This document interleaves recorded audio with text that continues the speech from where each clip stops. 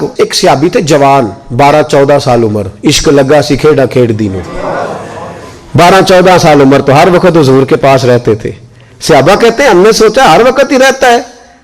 ایک دن نبی پاک صلی اللہ علیہ وسلم نے کہا ان کو ذرا بتاؤں تو صحیح ہے مجھ سے پیار کتنا کرتا ہے.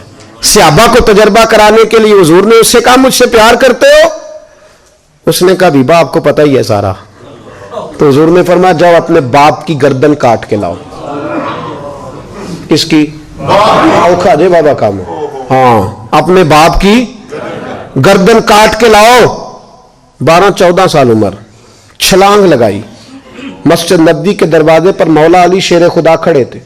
ان کی گردن میں تیر کمان تلوار تھی, کھینچی تلوار, اور جب دوڑے نا جذبات میں تو حضور نے فرمایا اسے پکڑ لاؤ, اس نے سچ مچ کاٹ کے لے آنی ہے, لے آؤ پکڑ کے. عاشق نزاکت جانتے ہیں. حضرت طلحہ بن برا بیمار ہو گئے, بیمار, دن میں 2 دفعہ میرے نبی تیمارداری کرنے جاتے تھے, 2 دفعہ. اللہ کرے وہ بیماری میں ہی آ جائے. چر ہویا میں نے ترلے لیندیاں کدی موڑ میرے ول واگاں, خواب میری وچ ایک وار جہاں میں ساری عمر نہ جاگاں.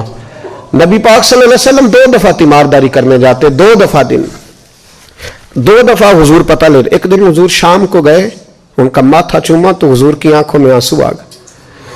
پھر میرے حبیب پاک نے ان کے والد کو کونے میں بلایا, کوئی بات کہی, باپ بھی رونے لگے. حضور نے پھر پیار کیا, چلے گئے.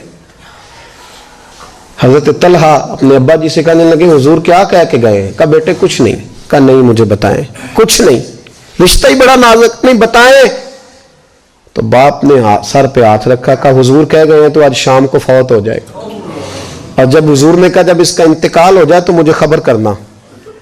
والد کو چارپائی پہ بٹھا کے تو حضرت طلحہ نے ہاتھ پکڑ لیا. عشق تیاگ دومی ایک برابر, پر عشق دا سیک ودھیرا, اگ تے ساڑے ککھ تے کانے, عشق ساڑے تن میرا, او اگ دا دارو می تے پانی, مینوں کوئی دسے عشق دا دارو کیڑا, بلے شاہ اتھے کچھ نہیں بچدا جتھے عشق ہوراں دا ڈیرا.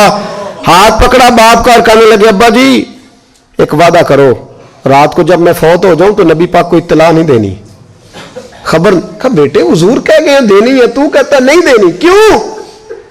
عاشق نزاکت جانتے ہیں. اگرچہ 12-14 سال عمر تھی پر عشق پکا تھا نا, نزاکت سمجھتے تھے.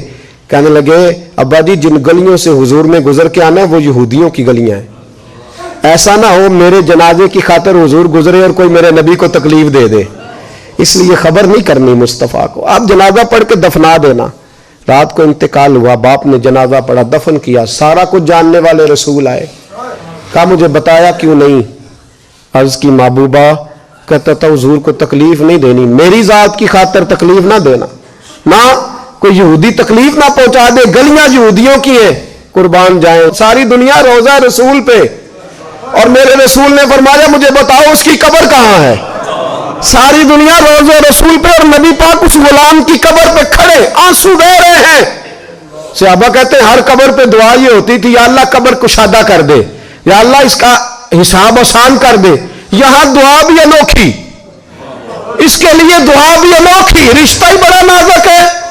میرے نبی پاک نے دعا بڑی انوکھی فرمائی, کہا اے اللہ جب میرے طلحہ کی تیرے ساتھ ملاقات ہو تو ذرا اس سے مسکرا کے ملنا, وہ تیری شان کے لائق ہے, ذرا اس سے مسکرا کے ملنا. کہتے ہیں وجد ہو گیا طاری, اس لیے کہ جو رشتہ نبی کا امتی سے ہے اور امت کا رسول سے ہے اس کی نزاکت کو صرف غلام جان سکتے ہیں, غلام جان. میں نے پچھلے جمعے بھی کہا تھا, مجھے ایک شخص کہنے لگے آپ بتیاں لگاتے ہیں, جھنڈیاں لگاتے ہیں. میں نے کہا بس نہیں چلتا, ہم تو تارے بھی لگا دیں, ہمیں ہمارا پتہ ہی نہیں. میرا دل کرتا ہے گلی گلی پھروں اور یہ نعرہ لگاؤں, جان ہے عشق مصطفیٰ روز فضو کرے خدا, جس کو ہو درد کا مزہ وہ ناز دوا اٹھائے کیوں, اور پھر کے گلی گلی تباہ ٹھوکریں سب کی کھائے کیوں, اگر دل کو یہ عقل دے خدا تو تیری گلی سے جائیں کیوں.